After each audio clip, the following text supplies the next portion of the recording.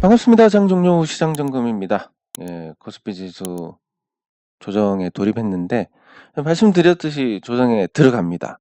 그러면 이거를 제가 종목도 맞춘 게 많은데 자 이렇게 말씀드리면 '뭐야 저거 또 어 자랑하나?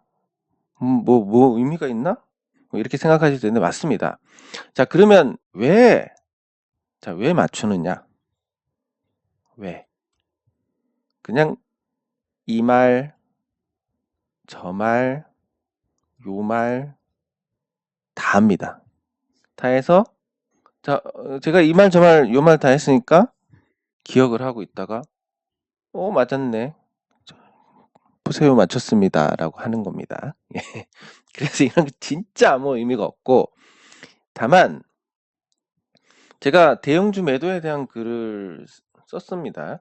이게 여러분들께 내가 맞췄으니까 참고해 이런 의미가 아니라 이게 항상 말씀드리지만 근거에 대해서 한계가 임박했다. 대형주 매도 준비를 해야 된다. 4월 17일부터 말씀을 드렸는데 그 시점에 보면 다 올라왔을 때입니다. 그리고 왜 이 말을 했느냐? 사실 뭐 결과만 놓고 보면 누구나 이 얘기를 할 수 있습니다.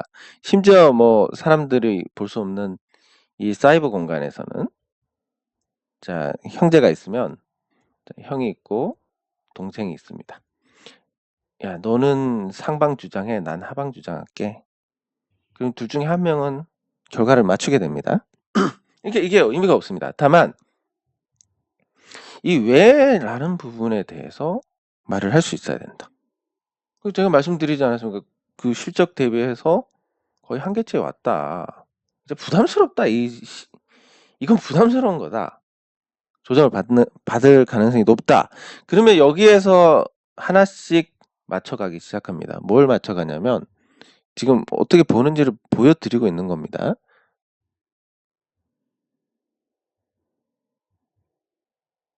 여기 보시면 원달러 환율이 이전에 비해서 지금 강세입니다. 그러니까 지금 시장이 상승을 시작한 시점에 비해서 원화가 약세가 됐습니다. 약세가 되는 기간에 지수가 상승을 하는 기현상이 벌어졌다라는 거. 자, 그러면 이제 환율이 그 증시를 반영하는 어떤 바로미터라고 본다면 이 원화 약세가 진행되는 동안 주식시장이 조정을 받을 가능성이 큰데 주식시장이 올랐습니다. 그러면 이게 일반적으로 봤을 때 시장에서 정답이 없지만 정상이냐 비정상이냐라고 보면 비정상에 가깝다라는 얘기입니다. 비정상에 가깝지만 저평가라는 걸로 그래 여기까지 2600선까지는 지켜볼 수 있는 거고 그리고 2500선을 돌파하면서 추세 자체가 바뀌었기 때문에 앞으로 조정을 받으면 매수라는 관점은 유효합니다. 다만 지금은 부담스러운 가격이 왔다. 자, 이런 부분에서 항상 그렇지만 사고가 없었던 적이 없습니다. 뭐 어떤 계기가 없다면 조정을 깊게 받지는 않을 텐데 증시가 또 그렇게 호락호락하지는 않기 때문에 그래서 테슬라가 이익이 줄어들었다는 걸로 이제 2차 전지 소재주들이 조정을 받았는데 그게 과연 뭐 그게 하락의 이유일까 아니면 그거를 핑계 삼아 이제 매도를 시작한 것일까라고 보면 그걸 핑계로 매도를 시작한 것이다라고 보는 게 적절하지 않을까 싶습니다.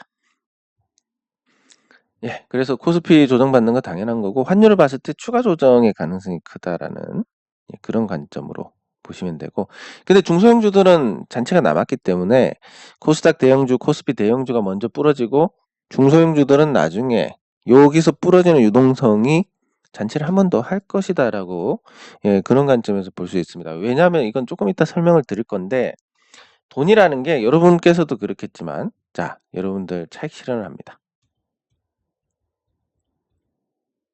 이 차익 실현을 하고 그동안 엄청 고생을 했네. 이제 돈을 갖고 쉬어야지. 거의 대부분 이렇게 하지 않습니다. 차익 실현을 했으니까 자신감이 붙고 아주 뭘 해도 다 돈 따버릴 것 같고 이런 상태가 됩니다.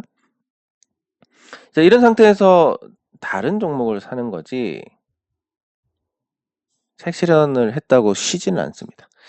그래서 코스닥이 무너지고 있고 930선에 도달하지 못하고 무너지는 것은 약하다라고 볼 수 있는데, 그 약한 부분에서 그 주도주가 거품이 끼었기 때문에 약했다고 말씀을 드렸고, 그 약했던 부분이 결국은 그 2차전지 소재주들이 무너지면서 현실화됐습니다. 자, 그러면 지금 시장에서 유동성이 이동할 것이다라는 그런 관점에서 본다면, 이렇게 일단 이걸 보면 될 것 같습니다. 자, EV 첨단 소재입니다. 이제는 편하게 다룰 수 있을 것 같은데, 시세도 꺾였고. 그리고 여기 보시면 이제 이런 주가 급등이 있었습니다. 저점 대비해가지고, 어쨌든 환산 주가지만 저점 대비해서 10배가 됐습니다. 10배 이상. 단기간에 이 10배 이상인데 실질적으로 한 달 안에 10배 이상이 됐기 때문에 우리 주식 투자자들이 가장 꿈꾸는 그런 현상입니다. 근데 이 종목이 조정을 받습니다. 그러면 누군가는 여기서 매도를 했을 거고, 누군가는 매수를 했을 거고, 또 지금도 누군가는 매수를 할 거고, 또 누군가는 매도를 할 겁니다. 근데 관점에서 보면 이런 거래량들이 계속 누적이 되고, 이 누적된 거래량의 평균 단가를 보면 한 3,000원 정도 될 것 같은데, 이 3,000원짜리를 15,000원 이상에서 팔았다, 만원 이상에서 팔았다, 사실 8,000원, 6,000원, 5,000원에 팔아도 이익인데, 자, 이 이익을 본 사람들이, 투자자들이 과연 어떻게 할 것이냐라는, 그거에 주목해야 됩니다. 어쨌든 돈이 따라가니까. 그러면 이제 제가 주주 운동 같은 걸 하면서 주주 명부를 좀 많이 받아봤겠습니까? 그러면 이 주주 명부를 취득한 상태에서 말씀을 드리면, 이런 주가 급등이 있기 전에는 주주 수가 적습니다. 그리고 대량 보유자가 많다. 이런 특징을 갖고 있습니다. 어떤 거냐면, 예를 들어서 한 3,000명 정도 주주가 있습니다. 이런 거 아무도 가르쳐 주지도 않고 모릅니다. 경험해보지도 않았으니까. 주식이 어떻게 돌아가는지도 모르고, 그냥 오르면 내가 맞췄지, 내리면 사야 된다, 팔아야 된다, 이런 것만 관심이 있지, 어떤 구도로 돌아가는지 모르기 때문에, 그런 모르는 상태에서 자꾸 돈만 보고 쫓아가니까 손실을 보는데, 너무 안타까운 일인 겁니다, 이게. 3,000명인데, 요게 이제 이런 급등 한번 나오면 얼마가 되냐? 10만 명이 됩니다. 자, 그런 주식수 많은 사람들은 한 50만 주 이렇게 갖고 있고, 이 10만 명 정도로 만약에 주식이 분산이 됐다 그러면 최고점에 있는 사람이 10만 주도 안 됩니다. 그러면 50만 주, 40만 주, 30만 주 이렇게 있고, 여기는 이제 몇만 주, 몇천 주, 몇백 주, 몇 주, 요 단위로 퍼지면서 결국은 돈 많은 사람들은 돈 적은 사람들한테 주식을 저가에 사서 고가에 넘기고 끝나게 됩니다. 이런 시세의 과정에는 항상 주주의 수가 늘어나는 현상이 발생을 하게 됩니다. 자, 그러면 돈 많은 사람들이 여기서 짭짤하게 챙겼습니다. 예를 들면 극단적인 표현이지만 1억 갖고 투자한 사람이 5억이 됐습니다. 자, 여러분들 만약에 이 입장이라고 생각을 해보십시오. 눈에 뵈는 게 있겠습니까? 주식으로 5배 땄는데? 그럼 다른 종목도 찾습니다. 내가 잘한다고 생각을 하게 됩니다. 물론 이 시세를 주도한 이런 주표는 또 따로 있는 거고, 일반 투자자들의 관점에서 물리고 해서 물 타고 하다가 이런 거 한번 겪어서 5배가 됐다. 눈 돌아갑니다. 그럼 이제 또 비슷한 걸 찾기 시작합니다. 떨어진 걸 찾든 올라간 걸 찾든 찾기 시작하고, 그래서 이 유동성이라는 게 옮겨지기 때문에 이 현상이 보면 중소형주에서도 있었던 현상이지만, 제가 최근에 바빠가지고 제가 맞추는 특징이 있는데 뭐냐면, 제가 맞췄다라는 것은 제가 이 행동으로 하지 못했을 때 일어나는 일입니다. 이거 제가 여기 글에도 썼는데, 뭔가 다른 일이 생겨서 못하면 그게 적중하는 경우가 많습니다. EV 첨단 소재 보면 제가 시세 정점이 왔다 이런 거 써놓습니다, 이렇게. 그리고 4월 18일이었고, 그리고 20일에 보면 에코 프로그램이 이제 진짜 고점이 출현할 것이다. 끝났다는 얘기입니다, 이게. 이런 거를 이제 맞추는데 제가 심지어 이거는 진짜 이번에 매도해야 되겠다고 벼르고 있다가 못했습니다. 왜냐면 계속 외건이 잡혀가지고 매매를 할 수 있는 상황이 아니었습니다. 물론 의지만 있으면 매도는 할 수 있지만, 근데 제가 관리가 안 된 상태에서 매도를 했다가 계좌 열어보고 엉망인 상태가 되면 수습이 되겠습니까? 그러면 못합니다. 그런 상태에서 못하기 때문에 이게 눈물을 머금고 제가 이걸 못했는데 꼭 이럴 때는 맞춥니다. 다른 때는 잘도 틀리다가 제가 못할 때는 맞춥니다. 예, 그래서 이 종목에서 이제 꺾였습니다. 시가총액이 이 에코프로비엠 같은 경우는 26조입니다. 아직 내렸습니다만. 그럼 여기서도 마찬가지입니다. 뭐 10만 원 정도에서 샀다가 단기간에 3배입니다.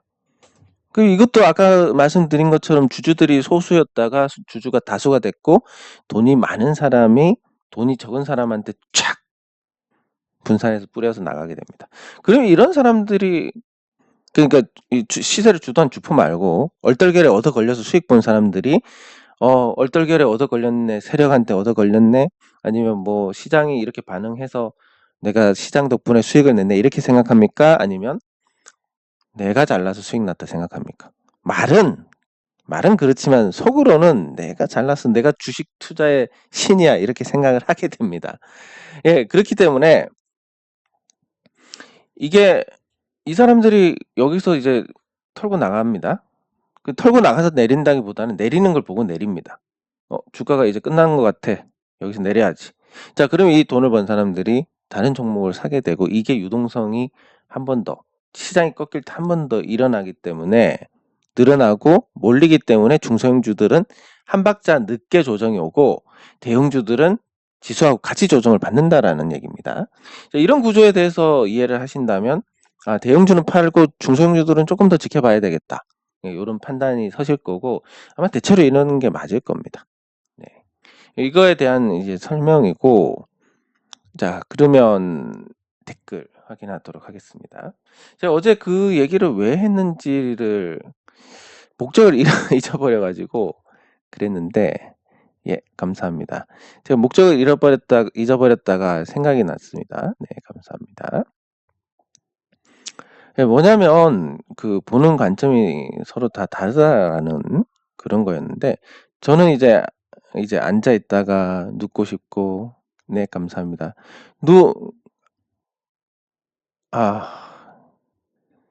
예, 이제 뭐 체력에 거의 한계가 있어서 아이고 축하드립니다. 올해까지만 열심히 하고 내년부터는 조금 쉬려고 생각하고 있습니다. 네, 감사합니다. 예, 그래서 제가 그 서울역에서 누워서 저도 모르게 잠이 들었다. 사실 정확하게 표현하면 죽어버렸다는 표현이 맞는데, 예, 롯데쇼핑 보도록 하겠습니다. 근데 그 누워있는 모습에 대해서 뭐 누군가는 잠을 잔다라고 생각했을 수도 있고, 또 누군가는 그냥 누워있다고 생각했을 수도 있고, 그리고 저를 깨운 그 경비분은, 예, 참, 다른 생각에 몰두를 하면 그런 것 같습니다. 젊었을 때는. 근데 이제 제 나이가 되면 이건 그냥 이런 실수를 하게 되는 것 같습니다.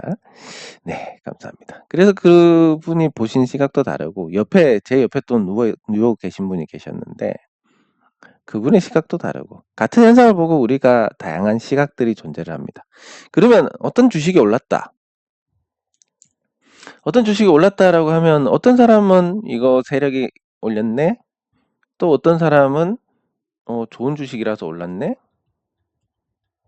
또 어떤 사람은 내가 사서 올랐네? 뭐 등등 온갖 관점이 다 있습니다. 이 온갖 관점이 다 있는 거에서 우리가 어떤 거에 주목을 해야 되느냐. 누군가 특정한 관점의 것이 아니라 현상에 주목을 해야 된다라는 거.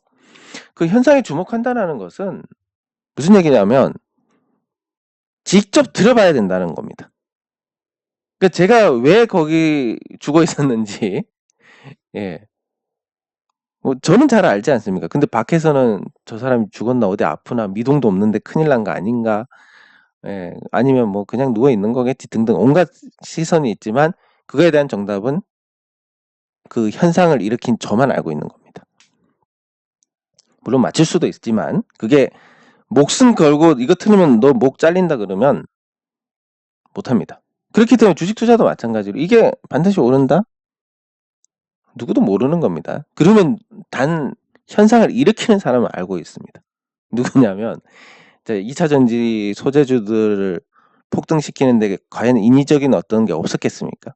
그런 인위적인 이 보이지 않는 손들을 움직이는 자금들을 알고 있고 그 자금들이 내는 신호가 이거를 만들어가는 거라고 보시면 됩니다.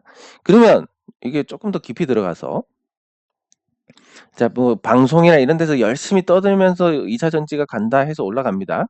올라가서 2차 전지가 가고 또 이게 한계에 왔지만 또 가고 한계에 왔는데 더 갑니다. 왜냐면 한계에 왔다고 떨어지면 거반 내 말 맞지 하면서 요 판이 다 깨지게 됩니다. 그러니까 이런 사람들을 엿먹이려고 이건 내린다는 사람들을 바보야 하면서 더 올립니다.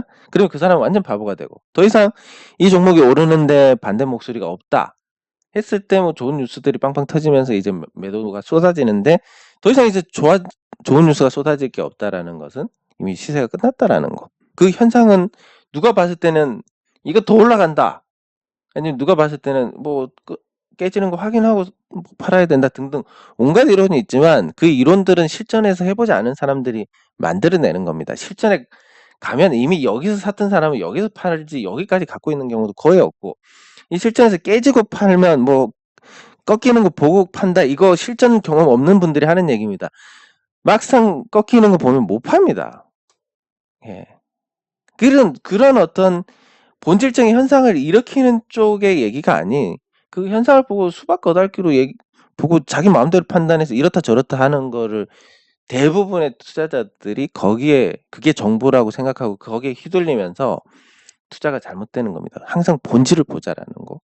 본질은 누가 압니까? 시세를 움직이는 쪽이 안다라는 거. 시세를 움직이는 쪽이 뭔 신호를 보내느냐. 어쨌든 우리한테 저가에 팔게 만들고 우리한테 고가에 사게 만들 거니까 사야 된다는 판단이 들 때 팔아야 된다라는 겁니다. 이게 현상의 담백한 결론입니다. 자, 그러면 그 말씀하신 롯데쇼핑 보도록 하겠습니다.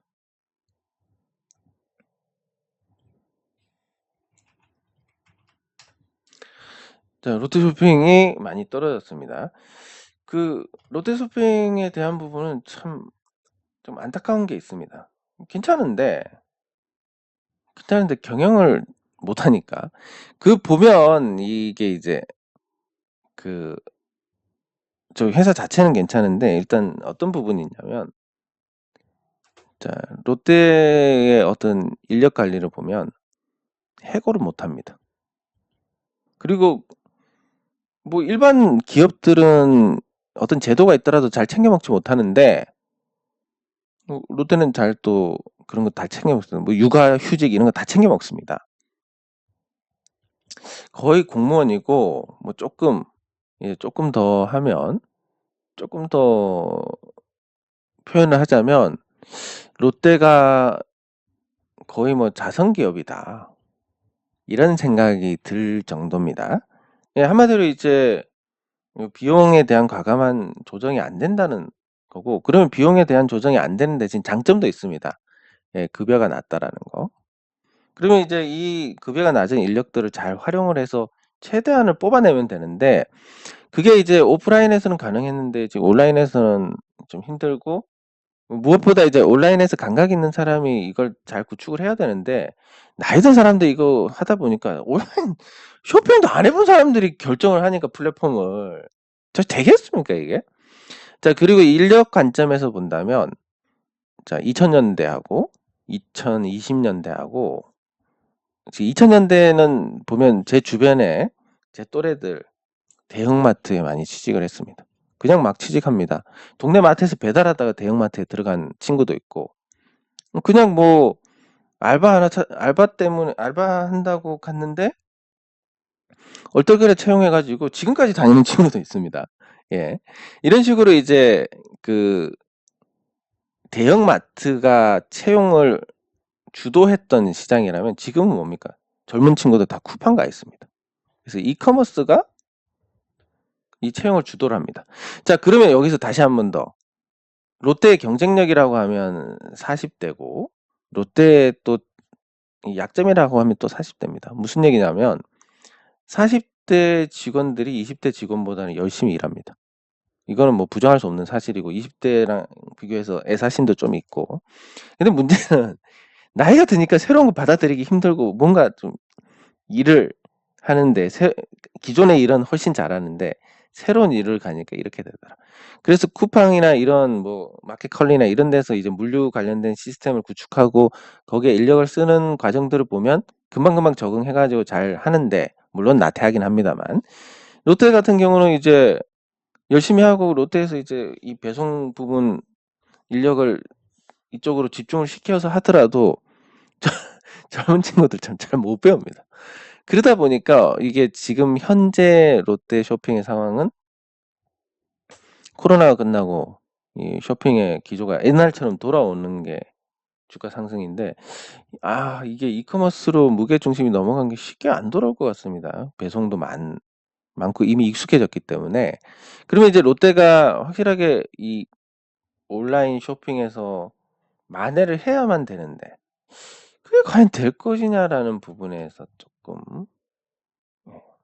조금 시장에서는 회의적으로 보는 것 같습니다. 그러니까 역방향으로 지수하고 역방향으로 이렇게 조정을 받아버리는 상황인데 네, 그래서 이거에 대한 부분은 두 가지로 요약할 수 있습니다. 롯데그룹주가 60% 이상 갖고 있기 때문에 주가에 신경을 안 쓴다. 국민연금이 5% 갖고 있는 거 제외하면 주요 주주가 없고 외국인 갖고 있는 거, 뭐 유통 주식수가 많지 않은 상태에서 뭐 실적이 고만고만하게 나오고 매년 그렇다라는 거. 자, 여기에서 이제 롯데가 앞으로 좋아질 부분이 있느냐 그러면 온라인에서는 더 이상 나빠질 게 없고 오프라인은 좋아질 수 있는데 물류센터가 부족하니까 이대로 시간이 지나면 경쟁에서 도태될 가능성이 조금 더 커지고 있다라는 부분. 그게 이제 주가에 반영이 되고 있는 상황입니다. 자, 그러면 앞으로 롯데가 잘할 것이냐 못할 것이냐 누구도 모르는 거지만 현재 시스템으로는 제가 봤을 때 안 될 것 같습니다. 온라인 쇼핑 하지 않은 사람들이 이걸 결정을 하고 새로운 걸 받아들이기 어려운 직원들이 이 새로운 일을 해야 되고 그렇다고 기존의 직원들을 자르고 젊은 직원들을 대규모로 채용을 할 수 있는 상황도 아니고 그 시스템이. 그래서 이렇게 떨어지는데 완전 피떡이 될 정도로 얻어 터져야 시장에서 매수 기회가 오지 않을까. 지금 분명히 저렴한 가격도 맞고 제가 그리고 저가 매수에 대한 긍정적인 관점도 가졌던 게 맞지만 현재 돌아가는 상황을 보니까 조금 더 주가가 조금 더 낮아야 되겠구나 그런 생각을 하게 됩니다. 자, 그리고 마지막으로 영신금속. 영신금속 주가에 대해서 제가 언급할 부분이 없습니다. 참 다행스러운 일이고 저는 기우제를 지냈을 뿐인데 경영진이 다행히 좋은 성과를 내고 앞으로 더 좋은 비전을 제시를 하면서 주가가 움직이는 것 같습니다. 굳이 이유를 찾자면 이제 상호 변경하면서 뭔가 더 새로운 모습들을 보여주지 않을까라는 그런 기대감이 반영되는 것 같고 항상 그렇지만 뭔가 이런 이벤트에 반응을 한다는 건 시장이 좋은 겁니다. 그래서 4월 26일에 사명 변경하면 뭔가 또 어떤 화답을 할 수 있지 않을까. 그리고 주가가 이제 보시면 환산 주가로 보더라도 거의 이제 역대 최고가에 근접한 상태입니다. 항상 말씀드리지만 신고가로 가면 어떻게 됩니까? 신고가로 가면 모든 주주들이 수익이 됩니다. 근데 이게 모든 주주들이 수익이 어쨌다고 하는데 이거 빨간불 보고 매도하는 빨간불 보면 못 견디는 분들이 있는데 빨간불 보고 매도하는 분들은 다 팔았다는 얘기니까.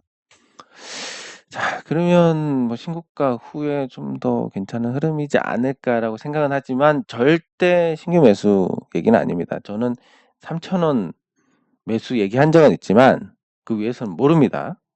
사고 팔든 여러분 책임이고 전 모르고 매도도 여러분도 알아서 하셔야 되고 제가 주식이 있는지 없는지 아무 말씀도 안 드릴 거고 다만 이게 드디어 그 미래 가치에 적합한 어떤 주가 움직임이 발생을 하고 있는 것 같고 사명 변경으로 거기에 대한 어떤 또 환기도 되고 시장이 좋은 부분도 있고 그리고 이제 그 아까 말씀드린 유동성이 분산되는 거. 결국 2차 전지 소재에서 재미를 봤으면 2차 전지 관련된 분야가 올라갈 것이다라는 그런 이제 생각을 가지고 있을 거고, 또 눈에 뵈는 게 없는 거기서 수익 많이 본 투자자들이 2차 전지 관련주로 넘어올 건데, 사실 뭐 제 개인적인 생각입니다. 제가 이걸 갖고 있어서 뭐 그렇게 생각하는지는 모르겠지만, 뭐 현대차가 울산의 주축이다가 이제 이 경기도 화성으로 주력이 넘어오는데, 그럼 울산까지 4시간 10분이 걸리던 영신금속이 이제 16분 만에 납품이 가능하게 된다. 물론 여기도 납품해야 되고 여기도 해야 되지만, 어쨌든 핵심 협력사로서 보면 울산에서 한참 떨어진 협력사랑 인근에 있는 협력사랑 대응 자체가 틀립니다. 그리고 이미 공장은 2개 다 거의 자동화 시스템이 다 되어 있고, 자동화라는 게 자동으로 찍어내서 경쟁력이 있다는 게 아니라 사람보다 기계가 정확하기 때문에 자 불량이 납니다. 이거 여러 번 설명드렸는데, 어떻게 합니까? 사람이 하는 공정은? 우린 분명히 똑바로 했는데 불량이 왜 났지? 니네가 잘못한 거 아니야? 운송 중에 난 거 아니야? 이렇게 넘어가다 보면 이 불량에 대해서 이 세트 업체도 자신할 수 없게 됩니다. 자, 근데 자동화 시스템으로 해서 갑니다. 불량이 납니다. 우리 데이터 수치상 불량률이 0.0003%입니다. 근데 우리가 납품한 게 한 10만 개 되니까 이런 게 한 개 나올 수는 있습니다. 예, 이거에 대해서는 우리가 좋은 제품, 정상품으로 바꿔드리겠습니다. 요거랑 우리가 안 그랬는데 잡아떼는 거랑 결국 시간 지나면 살아남는 게 정확한, 그래서 이 자동화에 대한 강점이 단순히 비용뿐만이 아니라 신뢰성을 바탕으로 하는 거고, 영신금속은 다 그러니까 앞으로 계속 좋지 않을까. 그리고 경쟁사들을 결국 압도를 하지 않을까. 이 비용 구조로 인해서 해외에서는 태국에서 잘 대응하지 않을까 등등. 예, 그래서 뭐 주가도 아까 말씀드렸지만 이게 발동이 걸리기 어려운 거지. 한번 발동 걸리면 이게 뭔가 반응이 나왔다 생각해 보십시오. 여러분들 입장에서는 칼을 꺼냈는데 무만 썰고 넣겠습니까? 뭐 요런 관점. 물론 이런 이 부수적인 관점이 투자의 목적이 돼서는 안 됩니다만은, 보유하고 있는 입장에서, 그리고 지금 수익 중인 입장에서 이 회사의 어떤 미래 가치에 대한 믿음이 있는 분들이라고 한다면, 그렇다면 뭐 그런 정도의 부수적인 생각으로 보유를 하는 동기로는 괜찮은 겁니다. 어쨌든 다시 한번 말씀드리지만 3,000원 위에서 저는 매수 말씀드린 거 없고, 요 이하의 분들 이렇게 착착 사가다 보면 이런 일이 있을 겁니다라는 관점에서 말씀드린 거고, 지금은 좋다라고 말씀드리는 것도 지금 사시라는 게 아니라 이분들 갖고 계신 분들이 남아있다면 그분들께 어쨌든 관리 차원에서 말씀드리는 거고, 모른다라고 다시 한번 말씀드립니다. 네, 장 종료 시장 점검은 여기서 마치도록 하겠습니다. 수고하셨습니다.